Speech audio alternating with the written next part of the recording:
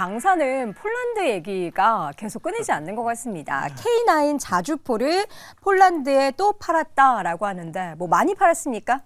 많이 팔았습니다. 얼마나 팔았습니까? 저희가 예상했던 것보다 좀 더 많이 팔았습니다. 그래요? 그러니까 그 예상이 뭐 이렇게 보면 한 2조 정도 생각했는데 무려 3조 4,475억 원. 왜 이렇게 그러니까 많이 팔았죠? 26억 달러 정도로 굉장히 많이 팔았습니다. 오. 그래서 이게 지금 작년 7월에 폴란드 군비청이랑 한화 에어로스페이스랑 같이 K9 672대 그리고 다연장 로켓 천무 288대 이렇게 해서 기본 계약을 체결한 바 있는데 여기에 더해서 계속해서 2차 계약에 또 K9을 460대를 추가로 했고요. 일부인 152대를 금융계약 체결 등의 조건으로 2027년까지 순차적으로 공급하기로 했다.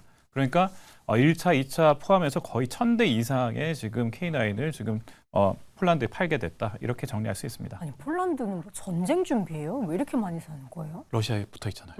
그러니까 근데 러시아랑 항상 지금 접경 지역에 있고 네. 언제든 일촉즉발의 위기가 있다고 보니까 그래서 K9이 생각보다 굉장히 무서운 게 그 우리가 그 예전에도 한번 이제 북한과 이런 일이 있었을 때도 K9이 굉장히 사실은 공포스러웠대요. 그래요? 네, 그게 나중에 그 결과를 보니까 그 이후로 사실은 이게 K9의 우수성이 위험이. 굉장히 많이 좀 부각이 됐다 그렇게 이야기하더라고요. K9 자주포 이게 우리가 이렇게 쏘는 게 아니고 비행기나 뭐 이런 거에서 달려가지고 쏘는 거죠? 아니요, 뭐예요? 그냥- 우리가 직접 쏘는 거예요? 아니요, 그렇게 쏘는 게 아니고요.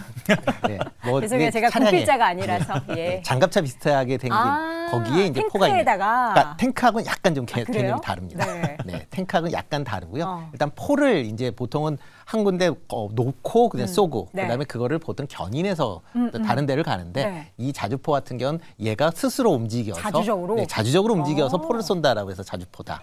네, 그렇게 보시면 될 것 같고요. 감사합니다. 네.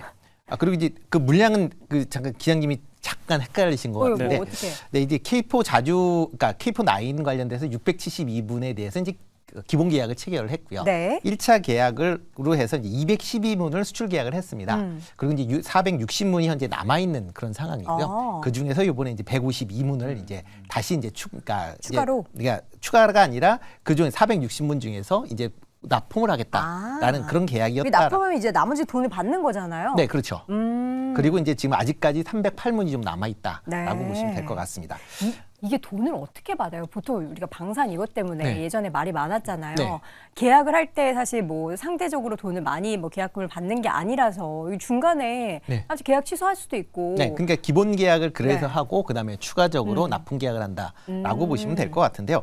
일단 보통 이제 납품 계약을 하면서 이제 같이 수출 금융이 같이 붙습니다. 왜냐하면 대부분의 이제 무기 수출 단위가 크기 때문에 네. 직접적으로 이걸 내 돈으로 사는 것보다는 일단 저 수출 금융을 통해서 이제 주문을 받는다라고 보시면 되는데요. 네. 지금 이제 국내 같은 경우 1차 때는 별 문제가 없었는데 2차를 이제 추가적으로 하면서 지금 수출입은행의 이제 한도 문제로 인해서 지금 계속 좀 계약이 미뤄지고 있는 그런 상황이다라고 보시면 되겠습니다. 그러니까 이번 같은 경우도 계약을 하긴 했지만 아직 최종적으로 이제 수출입 관련된 부분을 어떻게 해결할지에 대한 부분은 조금 남아 있는 걸로 그렇게 좀 보여지고요. 일단 국회에서 은행 관련돼서 이제 자본금 확충 관련된 문제가 계속 논의를 하고 있으니까 그게 아마 올해 목표는 정기국회 때 한도를 늘리겠다라고는 했는데 어떻게 될지 조금 지켜보셔야 되겠지만 아마 오래 걸리지 않아서 아마 수출입 한도는 증가하지 않을까라는 생각을 해보고 있습니다. 그렇다라고 하게 되면 지금 폴란드발 그런 이제 여러 수출권들이 지금 남아 있는데 이런 수출권 관련돼서 추가적인 계약도 가능하지 않을까 좀 생각을 해보고 있습니다. 네, 제가 또 아까 모르는 척하고 또 이렇게 물어봤잖아요. 비행기에 다는 거냐, 뭐에 다는 거냐 때 저번 또 이제 군대를 한번 갔다 와라.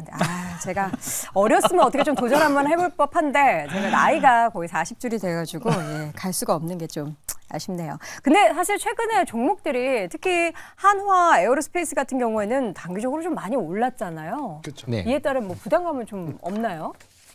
일단 맞습니다. 잠깐만. 혼잣말 하시는 거예요? 네. 네, 일단 뭐 지금 주가 자체가 이제 최근에 방산 관련주들이 조금씩 올랐죠. 네. 그렇기 때문에 그런 연관, 그러니까 특히 이제 하나 에어로스페이스 같은 경우는 뭐 주가 자체를 본다라고 하게 되면 조금 이제 하락을 했다가 최근에 이제 다시 올라가고 있다라고 보시면 될 것 같고요. 특히 이제 뭐 골드만삭스 같은 경우도 국내 방산 기업에 대한 그런 실적 개선이 기대가 된다라고 해서 지금 뭐 추천을 하고 있는 그런 상황이다라고 보면 뭐 국내 방산 기업들 같은 경우는 뭐 아직까지는 좀 관심을 가지셔야 되지 않을까. 특히 이제 수출 계약들이 이제 재작년에 좀 많이 체결이 됐는데 그것들이 이제 올해 이제 하반기서부터 본격적으로 이제 매출에 반영되고 있는 그런 상황입니다. 그리고 추가적으로 뭐 중동 지역에서도 뭐 이런 수주권에 대한 부분이 기대감이 있기 때문에 그런 부분도 같이 본다라고 하게 되면 뭐 일단 방산 관련주들은 뭐 조금 더 관심 있게 보셔도 되지 않을까 싶습니다. 네, 이재규 교수님, 다른 방산주도 같이 좋나요? 네, 지금 방산주들 대체적으로 좋은 흐름을 보이고 있습니다. 아무래도 네. 전 세계적으로 이 다량의 그 방산 물품을 맞출 수 있는 국가들이 몇 개 되지가 않습니다. 근데 그중에 우리나라가 분명히 들어가고 있는 부분이고 네. 뭐 중국이나 러시아 쪽이 아니라 미국 쪽과 이제 무기 자체의 호환이 가능하다라고 하기 때문에 우리나라 방산주들의 주가 흐름은 굉장히 긍정적으로 나오고 있습니다. 그래서 지금 전반적으로 시장 자체가 고객 예탁금이 많이 늘지 않는 연말의 그런 특성상 자금이 일시적으로 자금이 전체적으로 들어오기가 어려운 상황이기 때문에 이렇게 뭐 방산주라든지 지금 시장에서 좀 부각이 되면서 자금이 유입될 수 있는 쪽 같은 경우는 뭐 연말까지 트레이딩 관점으로 뭐 수익률 게임 관점으로도 충분히 메리트가 있다라고 보고 있습니다. 그래서 우리나라 방산주들 주가 흐름 굉장히 좋다라는 말씀을 한번 드려보고요. 그리고 앞으로 이런 흐름 같은 경우는 계속해서 당분간 이어질 가능성이 높다라고 보고 있습니다. 지정학적 리스크가 계속해서 올라가고 있는 상황이고 잠시 소강됐다가 다시 또 한번 부각이 되고 있는 상황인데 이런 일련의 과정들 속에서 방산에 대한 투자가 계속해서 늘어나고 있는 부분이죠. 전 세계적으로. 그렇기 때문에 우리나라 무기 체계라든지 우리나라 방산 기업들이 수혜를 받을 그런 이슈들은 많이 남아있다라고 보고 있습니다. 방금 전에 말씀하셨던 것처럼 뭐 골드만삭스에서 우리나라 방산주들에 대한 긍정적인 코멘트도 했었고요. 그리고 또 한 가지 뭐 중동 쪽에 대한 모멘텀도 계속해서 지속될 가능성이 높기 때문에 방산주들 앞으로 계속해서 눈여겨보시면 도움이 될 것 같습니다. 네, 골드만삭스에서도 방산주를 탑픽으로 탑픽 업종으로 꼽았다라는 이야기를 저희가 지난주에 말씀드렸죠. 뭐 그 이후로도 계속해서 K방산에 대한 기대감이 커지는데 어떻게 내년도에 주도 섹터 중에 방산이 이렇게 싹 있을까요? 올해 우리 태저이방원 기억하시죠? 네, 그렇죠. 방산주 올 초에도 네. 굉장히 좋았단 말이에요. 이제 내년에는.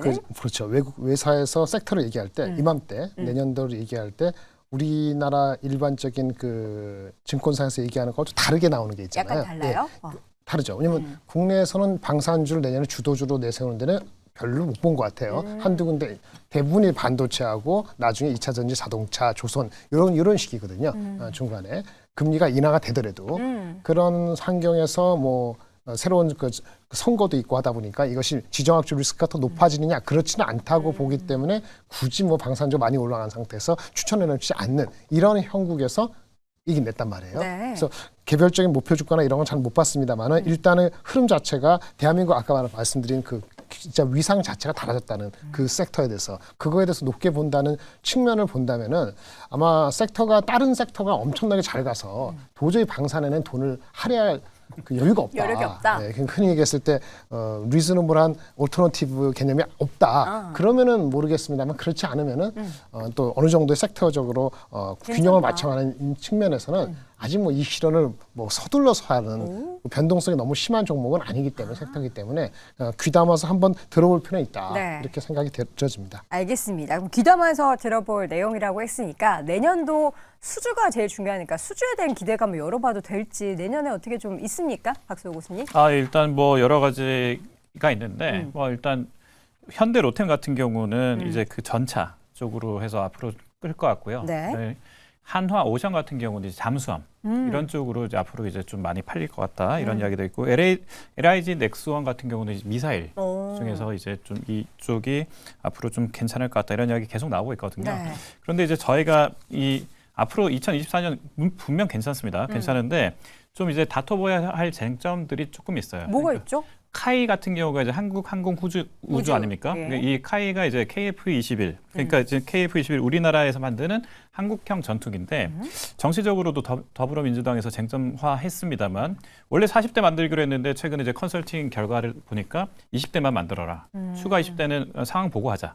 이런 내용이 더 나오다 만들면 보니까 뭔가 안 좋다는 거잖아요. 일단 40대를 만들기로 했는데 20대만 만들자는 거는 뭐 기술력이라든지 아니면 여러 요소들을 여건상, 능력 여건이나 여건들을 뭐 이런 것도 감안했을 그렇고. 때 이렇게 해야 한다 이런 이야기 나왔는데 네. 이런 것처럼 변수가 좀 많습니다. 그러니까 전투기 40대 만들다가 20대 전투기 한 대당 뭐 500억에서 1000억 하고 막 이러거든요. 네. 이런 거니까 금액이 엄청 크잖아요. 그렇죠. 그런데 이런 것들을 만들 때조차 20대랑 40대의 갭이 엄청 큰데도 맞아요. 이런 부분들을 좀 감안해야 되는 부분이 있고요. 두 번째는 지금까지 이제 한국이 잘 하고 있는데 선진국이 부활할 수 있습니다. 선진국이라 하면 네. 대표적인 나라가 뭐가 미국하고 있을까요? 유럽인데요. 미국에서도 로키드 마틴 같은 회사들이 있고 그쵸. 유럽에서도 굉장히 좋은 회사들이 많은데 그동안 유럽 회사들이 왜 그러면 수주를 못했냐? 왜냐하면 발주 물량이 좀 제한적이었습니다. 그래서 이 공급을 못하다 보니까 공장을 좀 놀렸거든요. 그러다 보니까 바로 따라오진 못했는데 다시 이제 자국 우선주의가 되면 각 유럽 국가들이 자기네 거를 또 먼저 발주를 할 영향이 큽니다. 그래서 제가 이제 방산업체 분들을 계속 만나서 이야기를 들어보면 네. 올해 내년까지는 수주 누적 잔액이 많아서 괜찮은데 내후년부터 자국에서 이제 발주하기 시작하면 우리도 쉽지는 않을 것 같습니다. 이런 이야기를 좀 들었거든요. 그래서 이런 이야기들도 조금 감안해 보셔야 될 것 같습니다. 알겠습니다. 어쨌든 뭐 우리가 다 마냥 좋을 수는 없지만 이런 리스크를 생각해서 하더라도 계속해서 내년도에 대한 기대감을 열어둘 수 있는 섹터 중에 하나라고 하니까요. 우리 시청자분들도 요목조목 내용들에 대해서 관심 기울여 보시면 좋을 것 같습니다. 네 분의 의견 다시 한번 정리해보죠. 김장렬 고수 뚜렷한 대안이 없으며 당분간 오케이다. 박소 고수는 내년 호황의 시작 선진국의 대응을 일단은 어떻게 나오는지 주시를 해보자. 임순재 고수 폴란드보다는 중동 쪽에 또 주목을 해보자. 이재규 고수는 방산주의 상승 랠리를 박차를 가하고 있다라고 의견을 남겼습니다. 네, 오늘 젠더5 이어지는 1위 주제 확인해 볼까요?